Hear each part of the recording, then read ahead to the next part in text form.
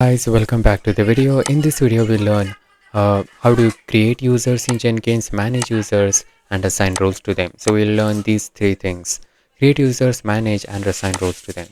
So first of all, you have to go to your Jenkins. By default you will have this admin user, and then you can go to manage Jenkins section and then go to security tab. In that you have to go to user section and click on create users. Now let us create a user one. I'll have a simple password for it and give it a name. Now this guy is a developer, okay, who is having access to this, and we'll have this email ID for him. We'll create one more user.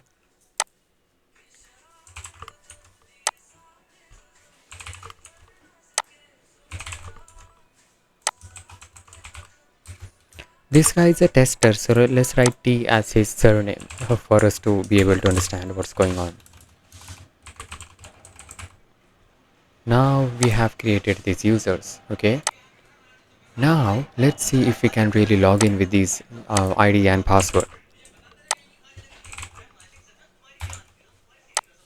So as you can see, I can log in with this user, which is Manish D now.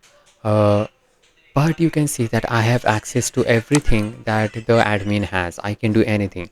If I want, I can just go to user section and I can delete this admin. And this should not be possible. Anybody should not be able to just log in and delete the admin in himself, right? You're the owner of the company. You have a developer, you have a tester. He or she should be only having some specific rights, right? So let's go back to the uh, admin, and let's so first of all, we learned how to create users, right? How do you delete these users? Let's also see that. Let's go to users. You can just click on this button and you can delete it. You can also go to its settings, and you can see stuff like the preferences or the views and everything that it has, right? The builds of done by that user and stuff like that. The account, you can change his name, description, credentials and stuff like that. So you can change all of these things, but we want to assign him some roles, right? So let's go to, now there is no way you can assign roles to that guy directly from Jenkins. So for that, you will need some plugins, right? Let's go to plugins, let's go to available plugins, and what we need is role-based authorization strategy plugin. Let's install this and let's wait. You can see this is success now, and I can start using these plugins right away. Sometimes if they don't appear, you can just restart your Jenkins. Now what we need to do is we need to go to security tab. Here we'll find something known as authorization. You can see that in authorization there are multiple options, but there will be a new option called as role-based strategy. That's because we installed this new plugin. So let's click on role-based strategy and let's click on apply. Now it's applied. Now when we go to manage Jenkins, you can see there is a new option in the security tab, which is manage and assign roles. Let's click on that. Now we can see there are lots of roles to assign. Now we haven't assigned any roles to these users, right? But if we go and log in by a different user, you can see that access is denied. Now we can't really do anything as this user, because now we have this role-based authorization, and until and unless the admin gives some kind of authorization or some kind of role to this user, the access will remain denied. So let's go ahead and log in as admin. Now we can go to manage Jenkins, manage and assign roles. Now we can first add a role. So okay, so we have to create a general role. So let's create a general role of a developer, right? What can a developer do? He would be able to, what should be the job of developer? You can see lots of these things, like when it comes to credentials, should he be able to add credentials? Should he be able to do any of this stuff? You can see that. Now let's add the developer, and you can see now we have these options, right? He can read, he can create, but he can't delete. Let's do that. And he can also update stuff. He can view, he can build, he can configure, he can connect, he can create, but he can't delete. Let's do that. Okay, so like that, you can give him any role regarding job, regarding running, regarding the agent, regarding credentials. And now, since let's add one more. Okay, developer is already there. Let's add a tester here. Okay, so we added a tester too. He should also be able to read, create. Uh, Now this is regarding these credentials. So for credentials, I think all of this should be available. Now, when it comes to job, uh, let's say he should be able to only read and read jobs just. Okay, now this is granted through another permission. So currently we'll just have read, we'll have create job. Let's do that. A developer should have ability to configure, create, delete and read. Okay, I'm just giving some random jobs and random roles here. Now these are for global roles. When it comes to item roles, okay, so what do we mean by item? Item means basically if you go to Jenkins, you have these items, right?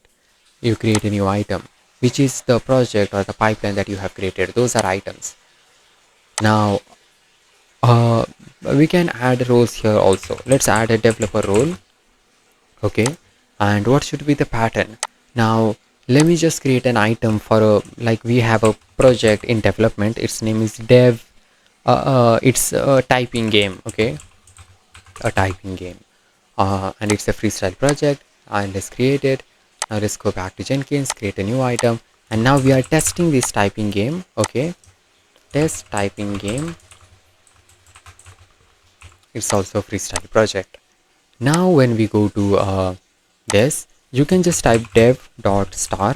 What does this mean? Any project, any item that starts with dev dot start, it says the pattern is used to match item names like jobs, agents, folders, etc. This means that permissions you are assigned to this role will only be valid for an item having name matching this pattern.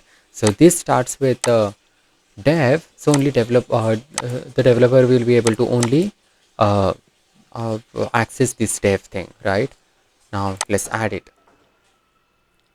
You can see developer role has been added. Let's add another role, the tester, and he should only be able to access stuff which starts with test. Let's add it. That is also been added now. Now you can give stuff access to them for different things. Now uh, for so many of these things you can give them access. So let's give them some access here. Let's not give them the access to configure for the first person, and for the second person let's give him all the access. Let's give him the access to configure, but not to uh, create, delete and discover and also read. So I've given these accesses. Now you can see there are agent roles also, right? Now we'll need to study about agent in the next video, but currently you can see there are global roles and there are item roles. Now we'll apply these roles, right? Now we can go to assign roles. This was about creating the roles, but we have user 1 and user 2. Who is developer and who is tester, who has which role? We don't know that, right? And we have to add those users here. You just have to add his user ID right here, user 1 and user 2. You can see their name is automatically coming there. Now one of them is developer, which is Manish D, and T1 is tester. Okay, now when it comes to item roles, also add user 1, also add user 2. One of them is developer and another one is tester. Let's save this. Let's apply all of this. Now let's sign out. Now what we did was we created users, we managed them, delete them, create roles. We learned how to create role, assign role. We also assign roles. Now let's check them, right? So first one is user 1. We go to user 1 and we sign in. Now when I log in with user 1, you can see that this guy is a developer. This Manish D is basically a developer. But why is he able to see even the testing project? That's because what I did was, if I log in back as admin, I'll show you what I did. In the admin panel, this is what I did. In the job section, I allowed them to read the job.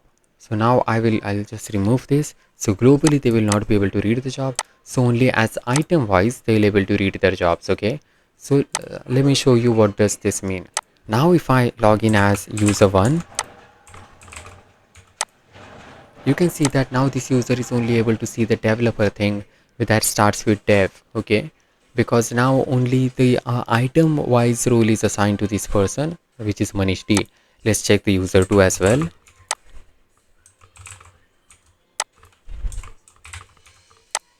Similarly, the tester is only able to see the testing projects, as you can see, right? The Satish is only able to see this, right? And now you can see he can go ahead and configure stuff. Why? Because he has access to configure. Now let us go ahead and sign out. Let us go back to admin. Now you have to play with this to be able to understand what's really going on and what does each of these role mean. Now if I go to the tester, you can see that uh, he's able to read these jobs, he's able to configure these jobs. Now if I remove the configure option and then I sign out and go to user 2, now if I go to this job, I will not have the option to configure it, as you can see here, right? I'm not even able to build this job because I don't have, okay, I have the build option there, but I don't have the option to see credentials, so it's not there. So likewise you can see that you can just give any uh, role to the user, uh, assign any role, give them any permissions, and based on that he'll be able to do stuff, right? You can see that I had the build option approved here, so he was able to see the build option. So this is how it works. Let me know if you guys have any doubts about this so I can solve them in the comment section below. Subscribe to my YouTube channel and we'll see you in the next one.